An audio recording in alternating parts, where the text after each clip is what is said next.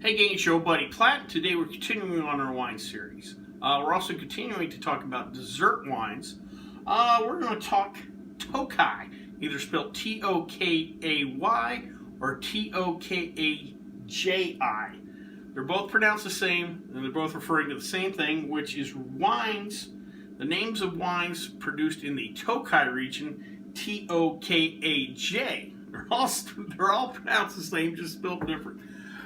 The first two are the names of the wines. The second is the name of the region. They can in the region produce a range of wines, from dry to sweet or whatever, but they're known for their sweet wines, especially the dessert wines. Tokaj region itself is in northeast Hungary along the Slovakian border. Actually, part of the Tokaj region, the original Tokaj region, was partly in Slovakia. And in Slovakia, in that Tokaj region, they can produce Tokaj-style wines as long as they follow the Hungarian regulation on making of those wines. Wines have been made in the volcanic soil of the region for hundreds of years. The first mention was in 1576. Along with volcanic soil and certain specific rocks of the region, the geology, in the wines themselves, especially the drier style wines, you get a certain minerality, a certain complexity that you only see in like Burgundy, some of the great wines of Burgundy and Moselle. So it has a unique terroir, geological setting for winemaking. The great wines of the region, especially the dessert wines, have been sought after by kings, queens, potentates of Europe for hundreds of years. Louis XIV, Beethoven, Bram Stoker, Frederick the Great. The list goes on and on. These are highly prized wines, especially the dessert wines. Starting off, let's talk about the grapes. There's 6 grapes used in Tokaj. The predominant one is called Furmint, makes up roughly 60% of production. Next we have Harsh Levelou, which makes up roughly 30% of production.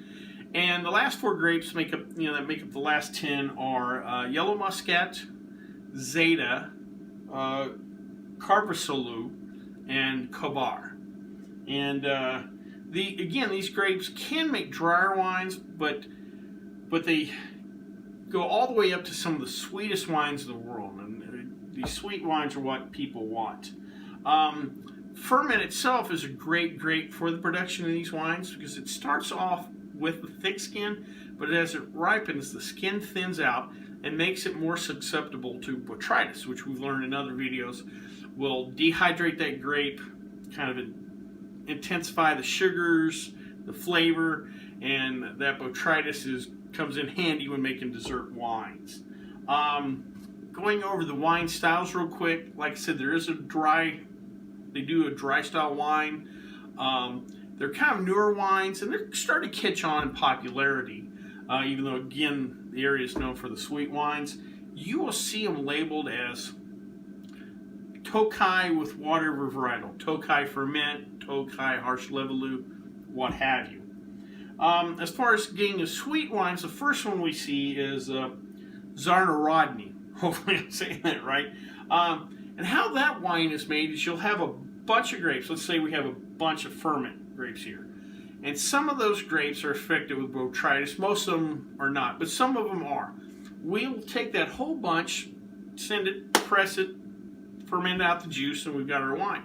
But because we have some grapes with botrytis, we get a little additional flavor, a little additional sweetness.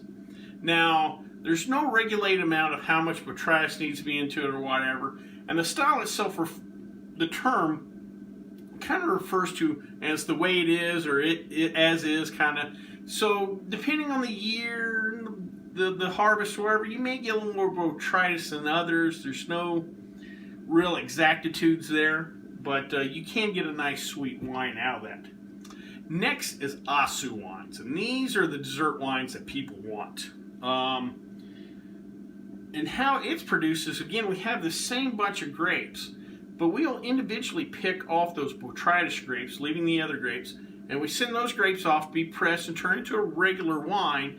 And then we take these botrytis grapes and we press them and mash them and almost turn them into like a paste. And it's that paste that gets the job done, because we take that paste and we add it into that wine. And they created, when they started making these wines, they created a scale to kind of measure the sweetness.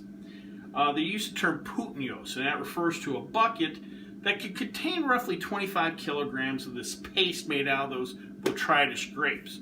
And they would dump that into a winemaking barrel that was roughly 136 liters. And depending on the number of buckets of that paste that went in there, kind of judge the sweetness. And they generally had a scale from 3 to 6 putnios.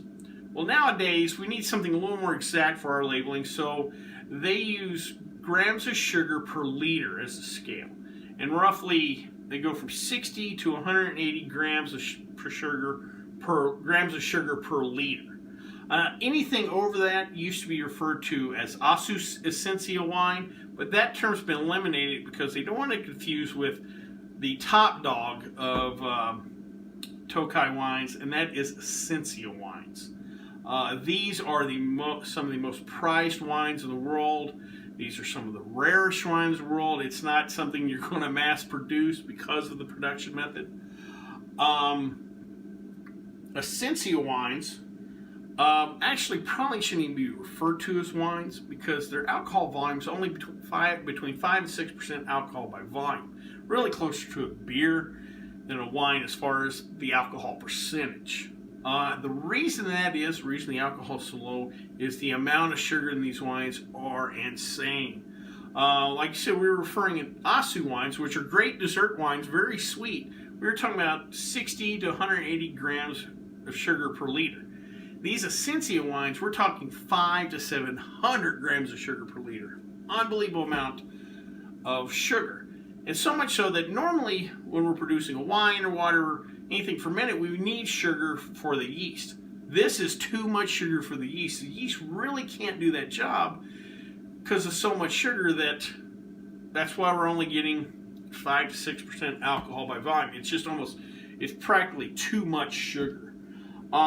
How Essentia wines produce is they take those, remember in Asu we took a few botrytis grapes, so we mashed them and turned them into a paste, and then we dumped them in with the regular wine. Sometimes you get a little juice out of those already dried up grapes, and they would just dump all that back in that wine. Well, for Essentia wine, they take that free run juice, whatever we get out of those dried up grapes. The yield is not much. Again, this adds more cost to the wine, but whatever yield you get, they take that unbelievably intense sugary juice, and then they start the fermentation process.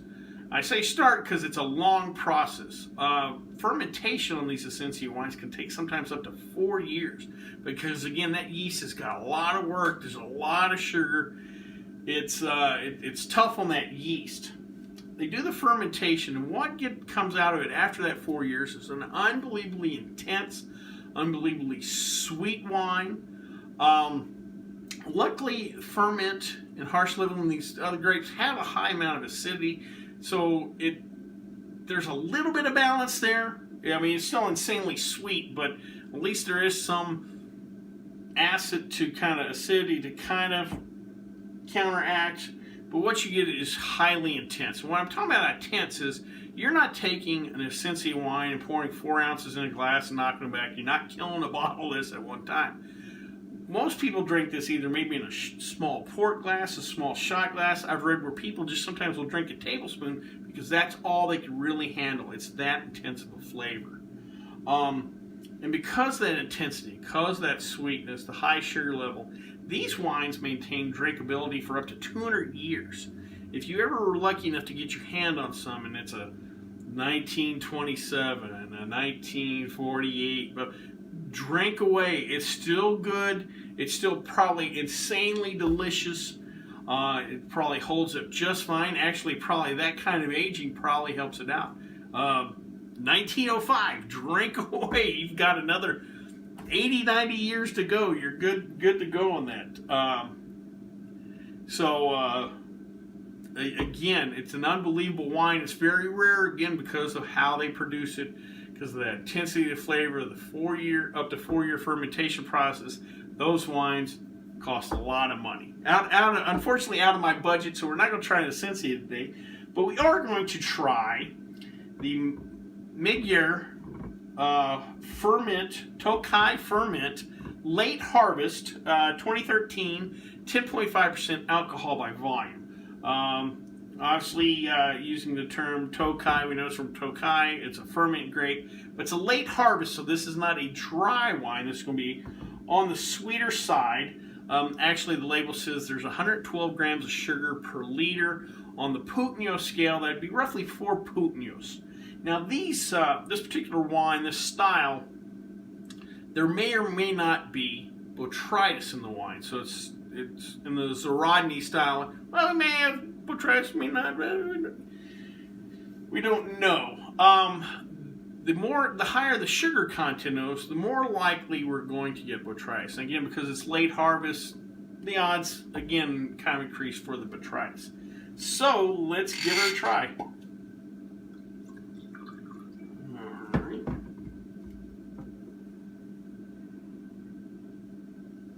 Alright, there's a little sweetness on the nose, but I also get almost like a real crisp apple cider nose. A little brightness on the nose. Let's give it a try.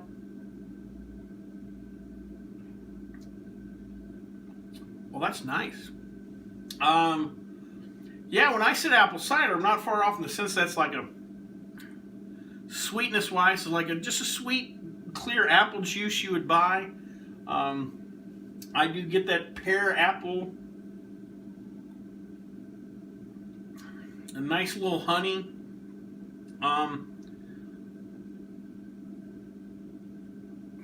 Something's hitting the side of my tongue. I'm not necessarily saying it's acid, but something's getting there. I'm getting a little salivation. So there's probably some acid in there.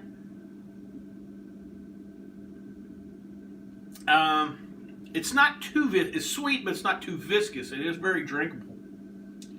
Overall, that's a nice little wine. I can definitely drink that, and I can definitely see where, you know, if I got a little more botrytis and I take the botrytis berries and dump it in there, and we really ramp up the amount of those botryticized, grapes in there, or I can see where you could really ramp up the sweetness on this style of wine, and how, again, ferment grape could produce a really great, really intense sweet wine.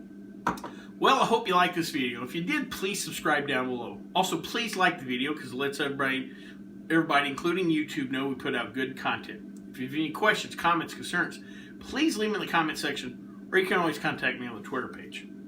Till next time, bottoms up.